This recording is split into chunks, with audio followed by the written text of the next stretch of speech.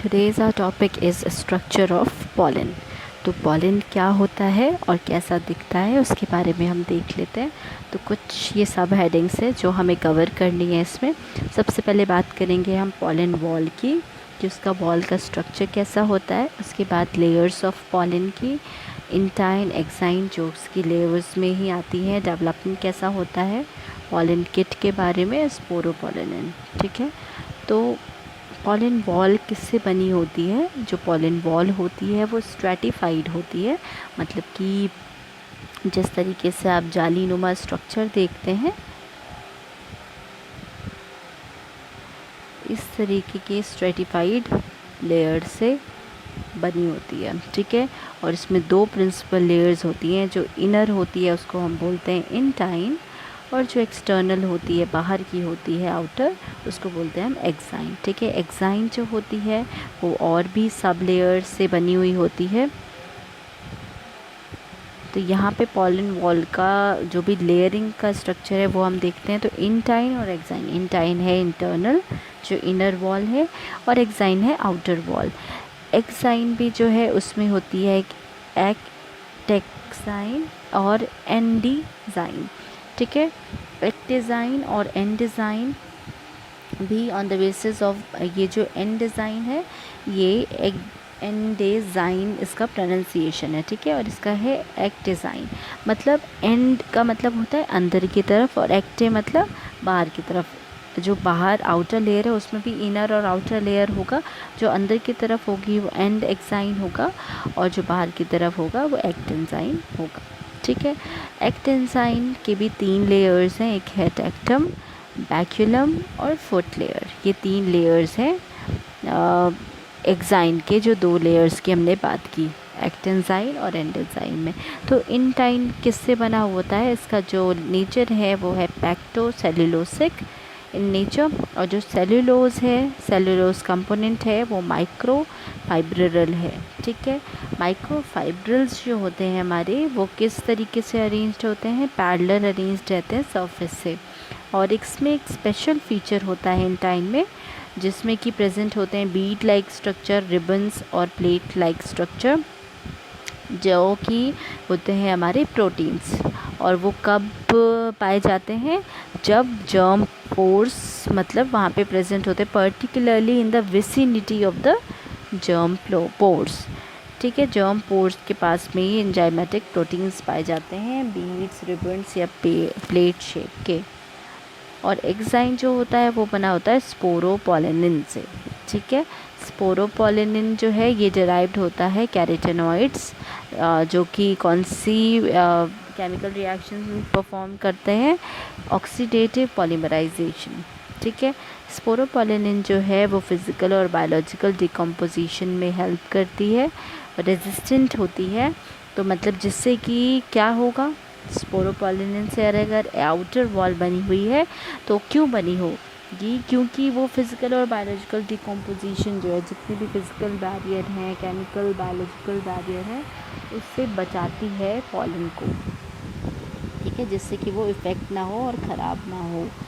और जो इसकी प्रॉपर्टी है पॉलन ग्रेन वॉल्स की, वो उसको लॉन्ग पीरियड तक प्रिजर्व करके एज अ फॉसिल डिपॉजिट करने में हेल्प करती हैं। पॉलन वॉल्स जो हैं वो एक इम्पॉर्टेंट प्रोटेक्टिव फंक्शन फॉलो करती हैं during the journey of pollen from anther to the stigma. Stigma में जब एंथर होता है, जो जर्नी है पॉलन की, पॉलन जर्मिनेट, जो पॉलिनेट करता है वो कहाँ से करता है? एक एंथर से दूसरे एंथर में ट्रांसफ़र होता है ना। तो वही जो जर्नी है उसकी, उसमें प्रोटेक्टिव फंक्शन प्रोवाइड करती है पॉलन वॉल। पॉलन वॉल का जो डेवलपमेंट है वो कैसे होता है? जो मियोसिस परफॉर्म होती है, जो 2 आपने मेजर प्रोसेसेस पढ़ा होगा, डिवीज़न पढ़ा होगा, मियोसिस और mitosis.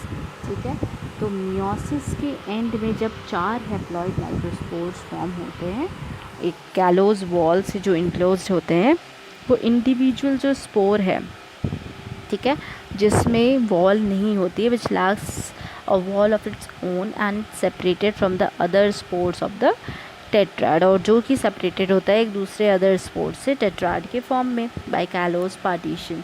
While they are still enclosed in a callose wall, the individual spore starts forming its wall.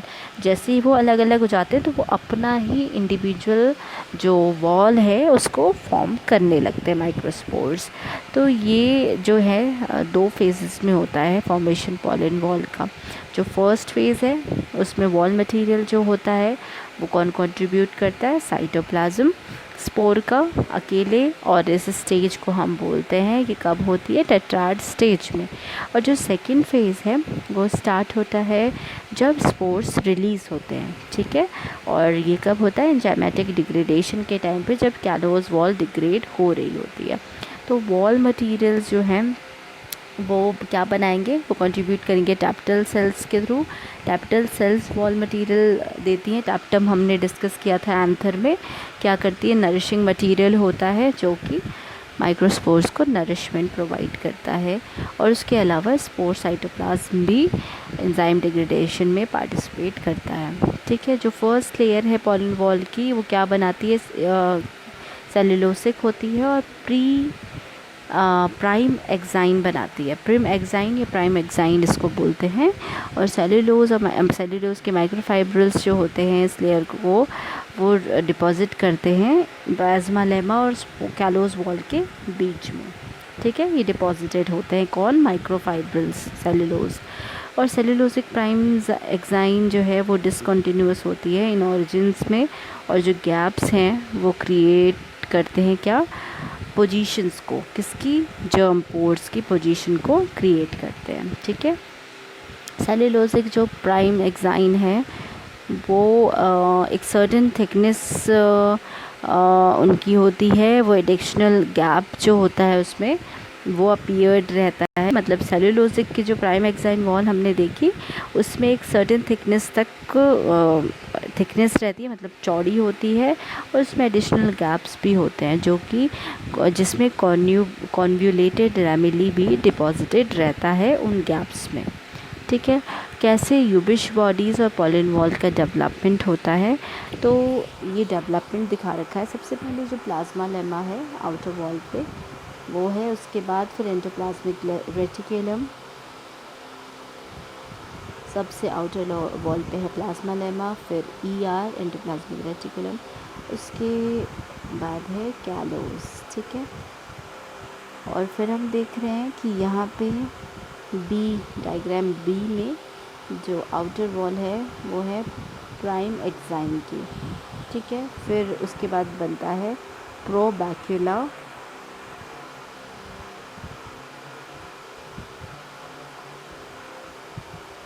ये प्रो यूबिश बॉडीज़, डी डायग्राम में देखिए प्रो यूबिश बॉडीज़ हैं।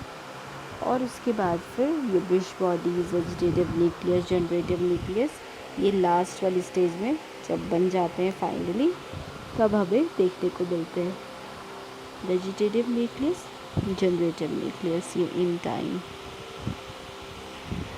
और ये हैं प्रो यूबिश बॉडीज़, फुट लेयर, ये मतलब धीरे धीरे करके आप देख रहे हो डेवलप कर रहे हैं, इस तरीके से डेवलप होती है पॉलन वॉल। ये एक और डायग्राम है जिसमें आप देख सकते हैं 3 जो लेयर्स की बात की थी हमने, टेक्टम, बैक्यूलम, फुट लेयर, किसकी थी, एक्साइन की जो 2 हमने टाइप देखे, एंड एक्साइन और एंड एक्ट एंजाइन, ठीक है। तो जो 2 हमने देखे थे एक्साइन के पार्ट, उसके जो सब लेयर्स हैं उसकी हम बात कर रहे हैं यहाँ पे, टेक्टम, बैक्यूलम और फुट लेयर की, ठीक है। तो इस तरीके से इनका डेवलपमेंट होता है। ये जो कॉलम्स हैं उसको हमने प्रोबैक्यूला कहा था, जो लेयर है एक्साइन की। और साइटोप्लाज्म जो है स्पोर की वो स्टार्ट करती है सिंथेसाइजिंग क्या, स्पोरोपोलिनिन को, और वो डिपॉजिट हो जाते हैं कहाँ पे, लेमेली के सरफेस में। और इसको ही हम इन कॉलम्स को बोलते हैं बैक्यूला। जब डिस्ट्रीब्यूशन और ओरिएंटेशन होता है बैक्यूला का तो वो वैरी करता है according to the pattern of the mature exine. मतलब जिस हिसाब से मैच्योर एक्साइन का पैटर्न होता है उस हिसाब से वो ओरिएंट नहीं होता है, वो वैरी करता रहता है बैक्यूला का ओरिएंटेशन और डिस्ट्रीब्यूशन। और जैसे जैसे लोअर एंड्स जो है बैक्यूला का वो सेल्यूलोसिक लेयर पे जाता है तो प्री एक्साइन और जो फुट लेयर है वो कंबाइन कर जाती है, ठीक है। जब लोअर एंड्स में बैकिला साइड वाइज क्या करता है, सेलुलोजिक लेयर प्राइम एक्साइन की फॉर्म करता है और कंबाइन करता है, तो वो क्या बनाता है, फुट लेयर बनाता है, ठीक है। और इसके अलावा फिर हम ये पॉलन वॉल का डेवलपमेंट, ये जनरली वैसे तो आपको ग्रेजुएशन के पॉइंट ऑफ व्यू से सिर्फ स्ट्रक्चर ऑफ पॉलन देखना है, लेकिन इंटरनली भी आपको जानना है। मैं इसलिए आपको थोड़ा डीप बता रही हूँ क्योंकि पॉलन का जब आप सेक्शन कट करते हो या उसका डेवलपमेंट पढ़ते हो तो आपको पता होना चाहिए कि वो कैसा दिखता है, उस पर क्या क्या अलग अलग वॉल्स हैं जो कि मेजर रोल परफॉर्म करती हैं। तो ये पॉलन वॉल का डेवलपमेंट दिखा रखा है कि कैसे धीरे धीरे अलग अलग लेयर्स उससे जुड़ जाती है, अलग सेल फॉर्म करती है और पूरा जो पॉलिनेशन का प्रोसेस है उसको परफॉर्म किया जाता है। तो सबसे पहले प्रोबैक्यूलम जो है वो डेवलप करता है कहाँ पे, पॉलन एक्साइन में, ठीक है। उसके बाद प्रोबैक्यूलम जो है वो कोटेड होता है स्पोरोपॉलिन के साथ और क्या बना लेता है, जब वो स्पोरोपॉलिन के साथ कोट हो जाएगा प्रोबैक्यूलम तो उसको बोलेंगे हम बैक्यूलम, ठीक है। देखिए आप डायग्राम में देखिए, यहाँ पे है प्रोबैक्यूलम दिस वन, और फिर उसके बाद जब ये देखो यहाँ पे स्पोरोपॉलिन कोट हो गया है इस तरीके से, तो इसको बोलते हैं हम बैक्यूलम। जो फुट लेयर है वो क्या बना लेती है, फ्लोर बना लेती है जिसमें कॉलम्स और बैक्यूला रहते हैं, और बैक्यूला का जो टॉप कॉलम है वो side by side all direction में स्प्रेडेड रहता है और क्या बनाता है, टेक्टम। जो टिप है बैक्यूला की वो सिंपली लार्ज होकर क्या बना लेती है, नॉब्स बना लेती है, और एक्साइन जो है वो क्या बनाता है, कैलोस वॉल में टेट्राएड का फॉर्मेशन करता है। जो एक्साइन है वो फॉर्म करता है कैलोस वॉल, जो टेट्राएड की कैलोस वॉल है वहाँ पे एक्सटेंड कर जाता है, ठीक है। एक्सटेंड मतलब और अपना इलोंगेट कर लेना, और जो इनका डेवलपमेंट है और फॉर्म हो जाता है कैलोस वॉल के अंदर। जो पैटर्न है मैच्योर एक्साइन का वो already been laid down before the spores are set free. जैसे ही स्पोर अपने आप फ्री हो जाते हैं, मतलब टोटली मैच्योर हो जाते हैं, now they have to set free, mean they have to release themselves. तो जब मैच्योर एक्साइन हो जाता है so they are like now they are free to spread, मतलब वो फिर उसके बाद उड़ सकते हैं और अब एक जगह से दूसरी जगह जा सकते हैं। With the age of the tetrads, the callus is gradually digested and the individual spore pollen grain lies free within the anther locule। जो टेट्राड की मतलब एज के अकॉर्डिंग टेट्राड्स के कैलोस जो है वो डाइजेस्ट हो जाता है, और इंडिविजुअल स्पोर जिसको हम पॉलन ग्रेन कहते हैं वो एंथर लॉक्यूल के अंदर ही फ्री, मतलब वो मैच्योर हो चुका है, तो now it is free to be spread with the wind, मतलब विंड के साथ साथ वो अब एक जगह से दूसरी जगह वो हो सकता है, मतलब ट्रांसफ़र हो सकता है। तो it is now free state में पॉलन ग्रेन्स जो है वो सिंथेसाइज करते हैं in time and in the most layer of the exine, ठीक है। फॉर्मेशन जो है इन टाइम का वो डिक्टियोसोम्स के थ्रू होता है, और there are two special feature of intine formation. Intine formation के दो मेन फीचर हैं। फर्स्टली जब ग्रोथ होता है इंटाइन का तो थिकनिंग जो है इनमोस्ट लेयर की एक्साइन की वो कंटिन्यू रहती है, और लेमिनर जो मटेरियल है स्पोरोपॉलिन प्रीकर्सस का वो कंट्रीब्यूट करते हैं स्पोर साइटोप्लाज्म, और डेवलपिंग इंटाइन से पास करके ये फॉर्मेशन होता है। सेकेंडली जो प्रोटीनेशियस प्लेट्स हैं या रिबन्स हैं जो भी इनकॉर्पोरेटेड है इंटाइन्स में, वो प्रोटीन्स जो है एंजाइमेटिक एक्टिविटी शो करते हैं। ये जो भी हम डायग्राम में देख रहे हैं और एक एक जो पार्ट हम देख रहे हैं उसी का ही ये थोड़ा सा लार्ज वे में मैं बता रही हूँ पॉइंट वाइज कि कैसे ये डेवलपमेंट हो रहा है, जो भी हमने डायग्राम में देखा है, ठीक है। और जो स्पोर वॉल फॉर्मेशन है is going on inside the tetrad wall. Some curious rounded bodies of lipid nature appear in the cytoplasm of the teptal cells। Tapetal cells में क्या होता है कि कुछ बॉडीज़ भी लिपिड नेचर की वो भी साइटोप्लाज्म में देखने को मिलती है। कब? जब वो स्पोर वॉल का फॉर्मेशन होता है टेट्राएड वॉल में। उनको कौन सी बॉडी कहते हैं? जो हमने डायग्राम में क्या देखी थी, यूबिश बॉडीज़। कहाँ पे होती हैं ये?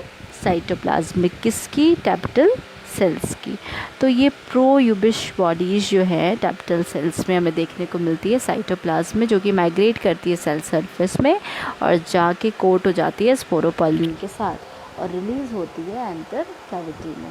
स्पोरोपोलिन जो कोटेड यूबिश बॉडीज़ है ये किस में इन्वॉल्व होती है? एक्सटर्नल थिकनिंग ऑफ एक्साइन की एक्सटर्नल थिकनिंग में स्पोरोपोलिन की जो कोटिंग होती है वो यूबिश बॉडीज़ उसे हम कहते हैं, उसमें इन्वॉल्व होती है।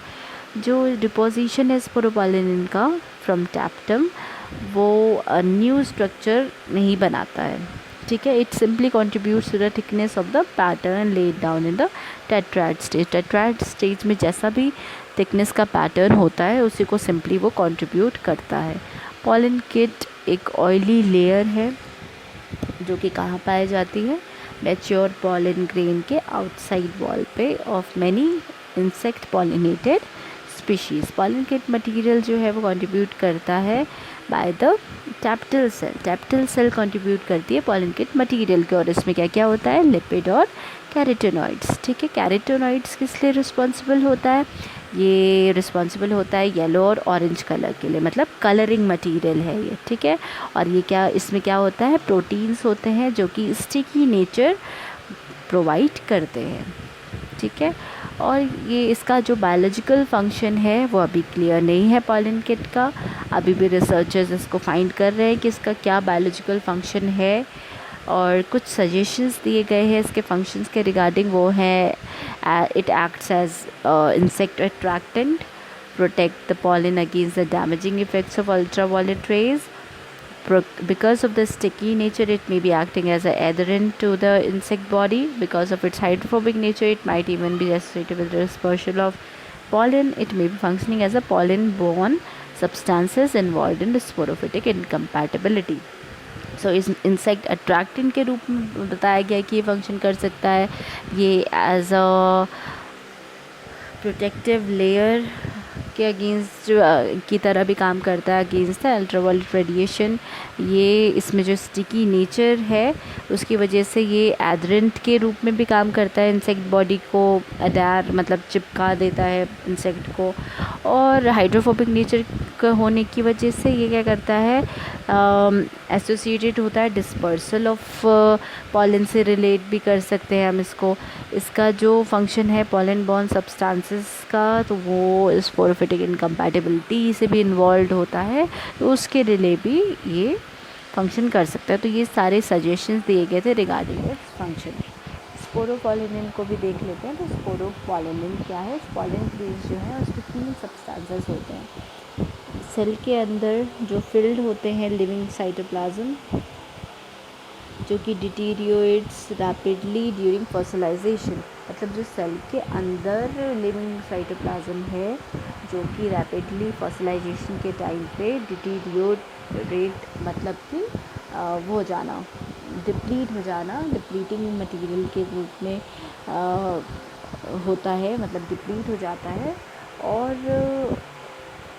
जो इनर वॉल है सेल वॉल की, जिसको हम इंटाइन बोलते हैं, उसमें क्या क्या होता है? सेल्यूलोज और पेक्टिन होता है। और ये भी क्या करता है? डिग्रेड करता है रैपिडली ड्यूरिंग फॉसिलाइजेशन, ठीक है।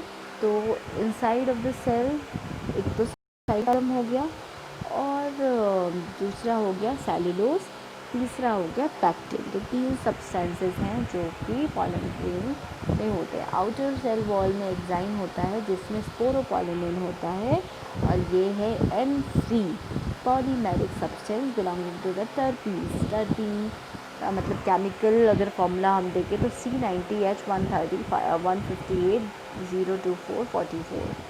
ये इसका केमिकल फॉर्मूला है स्पोरोपोलिन का, और ये जुड़ा हुआ होता है टर्पीन से। स्पोरोपोलिन जो है वो केमिकली अनसैचुरेटेड होता है, और ऑक्सीडेशन इस पर परफॉर्म होती है। और ये रेजिस्टेंट होता है अल्कलाइन सब्सटेंसेस से भी और ऑर्गेनिक एसिड से भी। रेजिस्टेंट मतलब अगर हम इससे ट्रीट करवाते हैं अल्कलाइन सब्सटेंसेस से या ऑर्गेनिक एसिड से, तो ये डिज़ोल्व नहीं होगा, मतलब इसकी एक्टिविटी ये परफॉर्म कर पाएगा। ठीक है। स्पोरोपोलिनेन जो है वो one of the most resistant substance है प्लांट वर्ल्ड में, मतलब it is very much resistant substance in the plant world.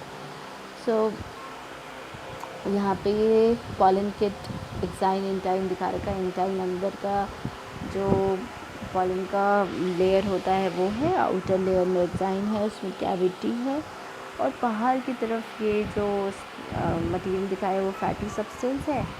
फिर स्पोरोपोलिनेन है यहाँ पे बीच में, और सेलुलोज, हेमिसेलुलोज और कैलोज से इंटाइन बना हुआ होता है। ठीक है। एरेबिडियोप्सिस पॉलन वॉल स्ट्रक्चर यहाँ पे दिखा रखा है। एरेबिडियोप्सिस प्लांट है जिसका पॉलन वॉल का स्ट्रक्चर यहाँ दिखाया है। तो टैक्टम, बैक्यूला, नेक्साइन 1, नेक्साइन 2, इस टाइप से ये अरेंज होता है। ये इतना ज़रूरी नहीं है, मतलब आपको सिर्फ आउटर वॉल्स पे ध्यान देना है कि क्या क्या वॉल्स होती हैं। ठीक है। और किससे बनी हुई होती हैं, वो सारी चीज़ें आपको ध्यान देनी है। सो इतना ही था पॉलन के स्ट्रक्चर के बारे में कि पॉलन क्या होते हैं, किससे बने हुए होते हैं, ये कैसे हेल्प करते हैं, ये तो हमने देख ही लिया है। पॉलन डिस्पर्सल जो होता है, पॉलिनेशन आप जानते ही हो कितने टाइप के होते हैं, सेल्फ एंड क्रॉस पॉलिनेशन। ठीक है। तो ये सारी चीज़ें थी स्ट्रक्चर ऑफ पॉलन के बारे में। और अब हम नेक्स्ट लेक्चर में देखेंगे ओव्यूल्स के बारे में। ठीक है, कि ओव्यूल्स कितने टाइप के होते हैं और उनका क्या स्ट्रक्चर होता है। Okay, thank you so much. When I से स्टूडेंट्स।